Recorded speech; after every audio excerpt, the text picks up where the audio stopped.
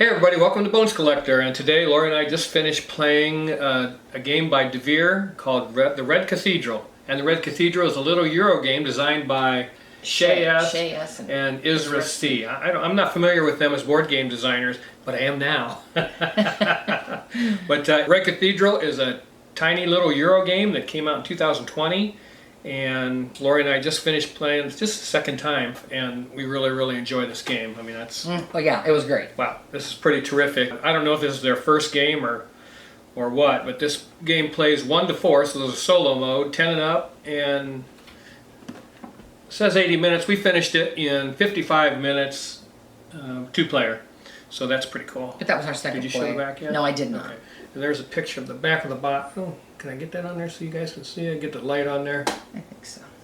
Yeah, I just want to talk real quickly about the art. I love the box cover. I mean, I just love that kind of classic art. Lori knows I'm pretty dry when it comes to that. And this would be probably considered a dry Euro game, I suppose. Yeah. And we're building a cathedral. Yeah, but that's what we loved, and you know this, and you know this. And we actually, watched some reviewers that didn't like this game. I don't know what they're talking about. This game is really good, and as a matter of fact, it's so good that probably have to reconsider. I did my top 10 list for 2020 already, and I think this is going to punch its way in there. We've played some new games that I think might. Yeah, this is a really good game, and it uses a rondel mechanism with dice. So you're constantly doing your action selection by the dice that are on the rondel. You move the die, the value that's showing, and that's the action space you're going to use. You multiply it times the number of dice that are in that section where you move the die to a maximum of 3. They only hold 3 dice in every section, so you can take the action 3 times or get 3 times the benefit. So yeah, this one's got a 4. So if I go 1, 2, 3, 4, there's 3 dice there. 2 wood is the bonus, so you would get 6 wood. Yeah. For going to that space. And you're trying to build this cathedral over here, the Red Cathedral, and it's made up of cards. And we have what, some There's 3 different. Is it just 3? Yeah, for 2 players, there's 3. There's more if you have more players, but for 2 players, there's 3 different setups that they give you. If you can see those. Pre-game setups to lay out the cards. To lay the cards out. And you lay them out in face-up fashion so that you know what it takes to build each one. Each one of those cards will have a bonus tile on top of it. You have 6 of your player tokens, and you'll lay it on the card, claiming that card, take the bonus token off of it, put it in your workshop area on your player mat, and every time you use that die, you get the bonus of that particular item also. So that's pretty cool. And then also on the board, because dice hate me. Yeah, I love that phrase, dice hate me. And I see people with t-shirts on that say dice hate me. But dice do hate me. So in this game, you have options, right? So when you move the die of your choice to that section to do whatever that action is, there's a action bonus card in that section, and it covers 2 of the sections in each quadrant. So there's 4 of these. And so if you need something that you just can't get with the dice, generally you'll be able to get it from moving to one of these quadrants and using one of those bonus cards. And so you have options available to you to mitigate some of that might happen. I mean, there's 5 dice out there, and a lot of times you'll be able to do or get what you want through the dice, but maybe that bonus card is better. So you're like, you know what, I won't do it. And I made that choice. You know, I needed bricks, and I could have moved there to get bricks, but instead I moved to another quadrant that allowed me to buy them because I had a lot of money stashed. Had a bunch of money, yeah. Had a bunch of money stashed, and not only that, I got the bonus of that particular place where I went. I think it was here, a green gem. So I needed a green gem badly to place a decoration. So not only are you satisfying the resource requirement of the card, and once you do that, you flip it over and you get the points and money that are on the card. But you also have decorations on your player board that you can play to increase your point total in that column, because at the end of the game, in end-game scoring, whoever has the most points in that column is going to get the point, the majority of the points in that. Every card that's turned that we complete is worth 2 points. Every decoration, which is a door, an arch, or a cross, is worth 1 point. That's the total of the column. Then whoever has the most either banners or decorations in the column gets those points. And you have limited storage on your player board, so it's not like you can run around and collect, because you will get caught. Especially in the beginning of the game, when you start out with 4 of your tokens on the resource track, you have to remove those to give you more space. But you start out with 4 of them on there, so you only have room for 6 resources, and you get that pretty quickly. So you have to be planning and limiting how many you take, and just start moving them out and spending them on these cards to get them off your player mat, and then also claiming cards to get those workshop tokens to put on your player mat and remove these player markers that go on the cards off your player board. I know that's a mouthful. And on your player board, it has a lot of good information that helps you play the game, and that is really important to note, especially when you're placing decorations. It tells you, because the scoreboard works in 2 different ways. There's points and prestige points. Points, of course, go 1 every space. Prestige points jump. So at the beginning of the game, prestige points are apart by 4. So if you gain 1 prestige, you're gaining 4 points. So it's really wide at the beginning of the game, and by the end of the table, when you get into the 30s, it's 1 to 1. So it shrinks as you go. So if you can acquire prestige points at the beginning of the game, it's the most beneficial at that point. Hard to do, though. And then these are the cards that you talked about in each quadrant. There are 3 cards that match each quadrant. So every time you play, you're going to have different bonuses out there. Changes the game somewhat, and that's nice.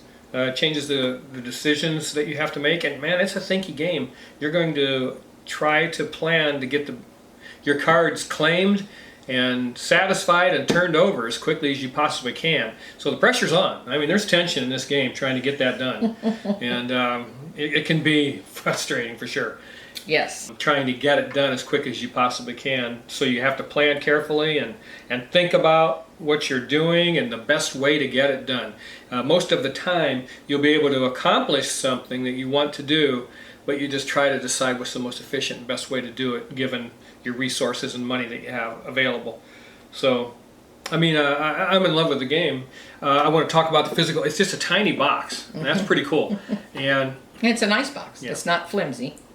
Which brings me to my single small complaint, is I wish they had used regular size playing cards. These cards are kind of small, and we are in our 60s, so I mean, I think they could have gotten away with just a regular size playing cards. There's room on the board to make that happen. If those were bigger, the cathedral would be taller. Oh, They'd be farther away. It would be more impressive.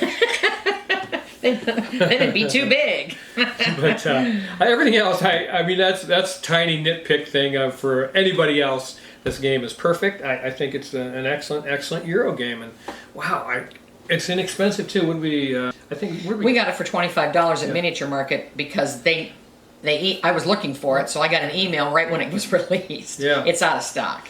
It's out of stock just about everywhere, and I can understand why. I mean, this is a good game. I'm going to advise you to, get this game. You can still get it at Game Nerds. Yeah. Game Nerds has it for $27.50. Amazon's got it, but it's expensive. Yeah. But it's out of stock at all the other big game houses here anyway. I don't know about other countries. Maybe you can get it in other countries. And Game Nerds has a $75 shipping threshold. shipping threshold to where you get free shipping. And the art on the center of this board is gorgeous. The art on the let's front, dump it off. Yeah, the art on the front is gorgeous. You probably can't see it, but we'll show it to you anyways. But it is really pretty. It's different seasons, I think. Yeah, it is. Different seasons. It's a light, so you can see it. Without Red Cathedral must be Russia, right? I would assume. So. Yeah. So. And the art's really nice. There is more game in this box. Yeah, because there's winter. Yep.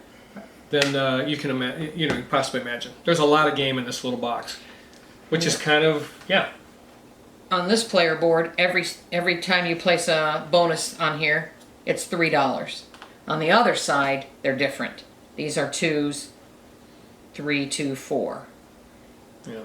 And this one starts with all. A little cheaper. Our board starts with Yeah. the ornaments are on spaces that you have to uncover and get them. The hard On this side. side, on the advanced side, yes, sorry, not our side, the advanced side. On the easier side, you start out with the ornaments already on your board. You don't have to worry about getting them. And then 2 of the flags start out down here, so all of your spaces are uncovered. So it's, we haven't played it that way. I don't know how much easier that is. I like playing it on this side. Yeah. So we just went directly to that side. But it amazes me of how much is packed into this little box, how much fun, how much game, beautiful mechanics that mesh well together are in this game and in this little box. Get nice shiny gems. Yeah, I mean, The components are all nice wood, and they're not cubes, they're shaped. yeah, they're You know, shaped. you got shaped like what they are. Shaped resources made out of wood. We have little player markers in the shape of the prestige to track the prestige. And they have a, if you get past 40 points, you just flip it over and it says plus 40 right on the marker. You don't have to have a token that says plus 40 that you have to try and track with it. It's got it written right on there. So. Which brings me to my one other tiny complaint. I'm going to nitpick, but I hate square dice. Yeah. I hate them. I wish these were, what do you call it? Sculpted. Sculpted We'll dice probably get with the some. corners shaved off. We can get our own. But yeah, that, and I wish it would have used regular size cards, because this is a big game as far as, I mean, it's just a beautiful game. And there's, again, a lot of game in this box, and it's a lot of fun. It doesn't take a long time to play, but man, you're going to have to think hard if you want to do better than the other players, because there's more than one way to skin a cat. If you can't get what you need, you have to figure out a way to make it happen so that you have several different choices to make. You're like, which one is the best? Should I go to this section and pay for the resources, or should I go to where the resources are and get them that way? You know, do I have enough money to make it happen, to buy them? And then what do I need on my cards? But you can only deliver 3 resources on your turn. Right. But sometimes, if you plan it correctly, you can finish more than one card on your turn, and that's more efficient, obviously. So I've played a lot of money for games that were a quarter that good. So Great game. yeah, what a buy. So that's Red Cathedral. Anything else you want to say about that? I don't think so. It was wonderful. Probably changed the 2020 top 10, I believe. Yeah, how was the rule book when we were reading? The rule book is tiny because the box is tiny. Yeah. So the print's not overly large. But it's we got through it. I've seen worse. Yeah, and then it has some information in the rule book. It's got your... This tells what all 12 of the cards do. Yep, they used the back of the rule book. That's nice. So, And then there's a solo mode, so that's in the back here to how to play the solo game. I know a lot of people want to know if there's a solo mode, and this has one. And then your resource tokens that are distributed around the board, of course, those come out randomly, so it's different every time, and the game is different enough every time that it's fun to play every time. So that's all you can ask out of a tiny board game like this. It's just a really, really good game. Doesn't take up much space on your shelf. I mean, this is a no-brainer as far as we're concerned. Mm-hmm. Yeah, if you were looking for a nice Euro game that's tightly designed, fun to play every time. The table presence is small, and we like that, especially because we do a lot of 2-player. Inexpensive and small box. Yeah, inexpensive, small box. For solo players, there's a solo mode in there, so that's pretty cool. And so, you know, yeah, Something for everyone. it's a wonderful game. Player boards are nice and thick, and yeah, Yeah, they are nice thick boards. so pretty nice. Yeah, nice production. Oh, the back of the cards are really cool. Yeah, the art's amazing on this, so I really, really like it. That's Red Cathedral. Yep. Yeah, anything else? Nope. All right. That's it for me.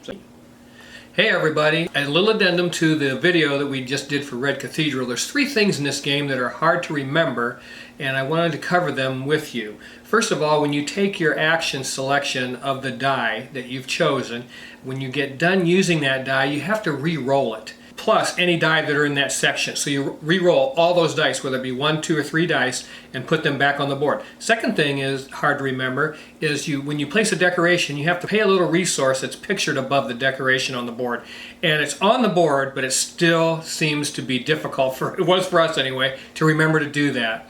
And then the third thing to remember is when you take a workshop token off the card that you've chosen in the Cathedral, make sure you take that resource, whatever it happens to be that's on that workshop tile, that as soon as you take it, it activates, you get that 1 wood or 1 stone or 1 point or $1, whatever it happens to be. So I wanted to make sure I covered those things for you guys because I forgot to do them during the video. I apologize. Make sure you like and subscribe. I love every one of you. I hope everything is getting opened up wherever you're at. I know here in Florida things are starting to come around a little bit. Vaccination rates are getting up there and everybody's feeling a lot less stress, I think. I hope so. With this opening up and becoming a little better situation. So hope you're all doing well. We'll see you next time on The Bones Collector, and please keep on board gaming. Games like Red Cathedral, because it's the best hobby on the planet. Bye-bye. See you next time.